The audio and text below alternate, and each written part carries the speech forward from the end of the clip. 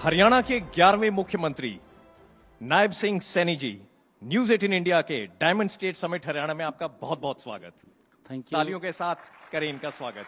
Thank you sir. Nayab Singh Saini ji, आज हम 3 हिस्सों में बात करेंगे। कुछ हम समय में पीछे की तरफ जाएंगे, फिर हम वर्तमान में आएंगे, फिर हम हरियाणा के भविष्य की तरफ जाएंगे। अगर हम समय में पीछे की तरफ जाएं तो हम ये समझना चाहेंगे कि बिल्कुल साधारण परिवार से, एक फौजी परिवार से, जो आपका बचपन था मिर्जापुर में अंबाला के पास, उस बचपन के बारे में थोड़ा सा आप हमारे को बताएं।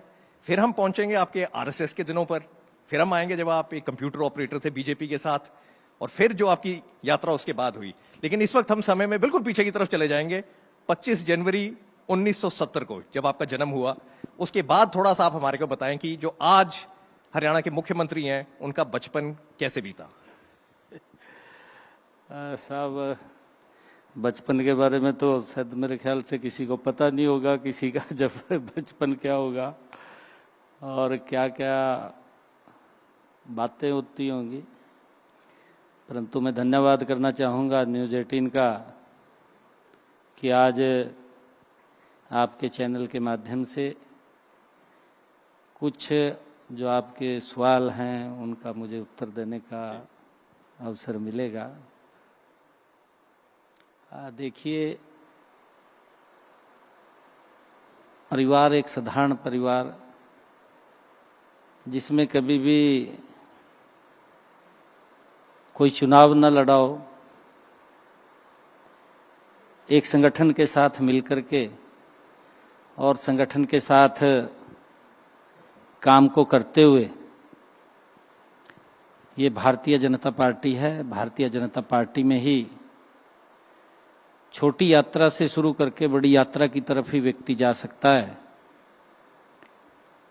ये मुझे ऐसा लगता है कि ये संभव इसी में ही है और किसी दल में मेरे ख्याल से संभव नहीं है। भारतीय जनता पार्टी में ही एक साधारण परिवार का बालक वो ऊंचाइयों पे जा सकता है। ये भारतीय जनता पार्टी में ही संभव है। हम देखते हैं कि परिवार के में फंसी पार्टियां परिवार से बाहर सोचते नहीं हैं। आज भी उन पार्टियों की मेंटलिटी यही है कि मेरे के बाद मेरा कौन सा बेटा, ये उसी के ऊपर मंथन होता है। मुझे खुशी है कि भारतीय जनता पार्टी में इसके ऊपर मंथन होता है कि मेरे के बाद कौन सा अच्छा कार्यकर्ता, किस कार्यकर्ता को जिम्मेवारी दें, ये मंथन होता है। और क्योंकि मैं तो गांव में ही रहा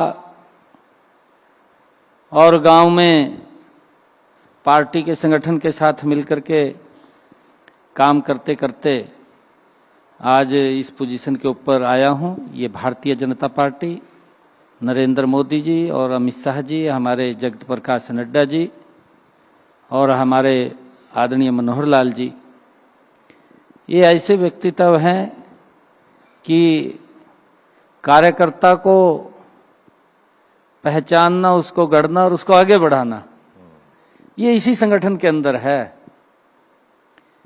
कि कार्यकर्ता को कैसे आगे बढ़ाना है धीरे धीरे करके। और एक छोटे से पद से एक बूथ का कार्यकर्ता काम को शुरू करता है।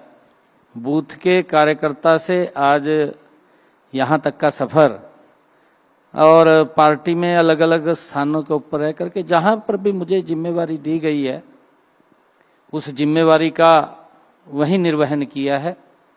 मैंने कभी कोई ये इच्छा जाहिर नहीं की, नहीं ये नहीं, यहाँ काम नहीं करना, मैंने यहाँ काम करना है, या यहाँ काम नहीं करना, यहाँ काम करना है। जहाँ भी जिम्मेवारी दी गई वहीं पर अपना बेस्ट करके काम किया है कि अपने से अच्छा काम करना है, और उसी के अंदर ही हम लगे रहे। और उसी का परिणाम है कि भारतीय जनता पार्टी में एक साधारण परिवार का बालक भी वो कहाँ पहुँच सकता है, ये सोच अगर कहीं है तो ये भारतीय जनता पार्टी के अंदर है।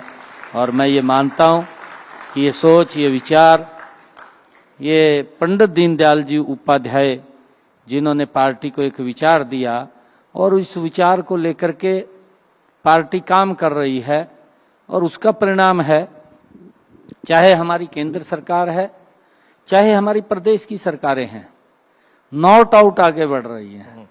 आप लोग देख रहे हैं, क्योंकि कई बार किसी राज्य के अंदर अगर एक टर्म के लिए पीछे जाते हैं तो कहीं ना कहीं लोगों के हित भी वहां पर होते हैं, हावी होते हैं। लेकिन सैनी जी, आपको मैं रोकूंगा कि आपने बीजेपी को बहुत ज्यादा श्रेय दिया। आपने कहा कि बीजेपी ने सब कुछ किया। पार्टी जरूर कार्यकर्ताओं के साथ है, लेकिन कार्यकर्ता होंगे तो पार्टी होगी। स्टीव जॉब्स जो एप्पल के फाउंडर थे, उन्होंने एक बार कहा था स्टैनफोर्ड विश्वविद्यालय में एक भाषण देते हुए कि जब आप जिंदगी में पीछे की तरफ देखते हैं तो एक चीज होती है कनेक्टिंग द डॉट्स, की अगर आप बिंदुओं को जोड़ें तो आपको अपनी यात्रा नजर आती है कि मैं कैसे यहां पहुंचा। जब आप आगे की तरफ देखते हैं, कई दफा नहीं समझ आता कि मैं कहां जाऊंगा, लेकिन जब आप अपने बिंदु जोड़ते हैं तो ऐसा तो है नहीं कि नायब सिंह सैनी ऐसे ही हरियाणा के मुख्यमंत्री बन गए। कोई छोटी मोटी बात नहीं है, बड़ा देश है, बड़े राज्य हैं, बड़ी बड़ी जनसंख्या है, 2.5-3 करोड़ के हमारे प्रांत हैं। तो जब आप उन बिंदुओं को जोड़ते हैं, हम फिर भी वहां पर थोड़ा सा जानना चाहेंगे कि जब आप अपना बचपन देखते हैं, कौन सी चीजें आप उसमें देखते हैं जो अब आप जोड़ सकते हो कि हां वो सब कुछ हुआ तो आज ये है। तो कुछ एक दो चीजें आपने वो हमें बतानी है आज, क्योंकि हम समझना चाहते हैं कि हरियाणा के मुख्यमंत्री कैसे बने। और इतनी जल्दी नहीं बनते कि सिर्फ पिछला इलेक्शन, उससे बहुत पहले से शुरुआत हुई थी आपकी। नहीं, मैंने आपको बताया है कि पार्टी के अंदर जब से मैं काम करने लगा हूं, उससे पहले की है, संगठन में जुड़ा हूं, उससे पहले आप बचपन में नहीं आ रहे। तो हम तो ये देखना चाह रहे हैं कि कहां पर खेले, कहां पर क्या हुआ, स्कूल में क्या हुआ, कौन सी एक चीज आपको कहीं पर पता लगी जिससे आपको लगा नहीं मैंने इस कदम को लेके इस तरफ को बढ़ना है। अलग अलग स्थानों पे मैं रहा हूं जी। गांव में भी रहा हूं, क्योंकि पिताजी आप अपने पिताजी के साथ आर्मी में जब वो थे, आप अलग अलग जगहों पे रहे। अलग अलग जगहों पे भी जाने का मौका मिला है मुझे जी। और जब मैं यहाँ पर पढ़ाई में आप कैसे थे? बहुत तेज थे? नहीं, पढ़ाई के अंदर हम ठीक थे, बस जितना था, जैसे आम होता हम ठीक थे, अपने जो के ठीक थे। परंतु हमने कभी भी, हाँ मुझे एक याद आता है, क्योंकि जब लिखते थे मेरे को एक जगह सेलेक्ट किया गया था कि कंपटीशन होते थे, कंपटीशन के अंदर मैं गया था और कंपटीशन के अंदर जब मेरे को सिलेक्ट किया गया कि आपने जाना है, तो उस कंपटीशन के अंदर मैं वहाँ पर नंबर 1 पे उसमें रहा था। कंपटीशन स्कूल की तरफ से भेजा था मेरे को जी उसमें।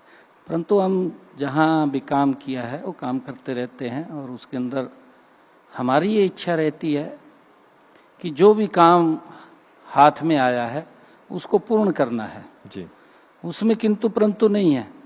उसमें ये भी नहीं है कि हम इधर देखें या उधर देखें, एक स्ट्रेस से हम काम करते हैं। और कहीं अगर हमें ये लगता है कि यहाँ मुझे दिक्कत आ रही है तो हम पूछते भी हैं, हम बात करते हैं कि यहाँ दिक्कत आ रही है, इसको कैसे आगे बढ़ना है, तो सलाह लेकर के उसको फिर आगे भी हम करते हैं। कभी भी ऐसा नहीं आया कि हमने कहीं जिस लाइन के ऊपर चल रहे हैं कि उस लाइन को हमने पीछे छोड़ा है। जी, हमने उसके ऊपर आगे बढ़े हैं। जी।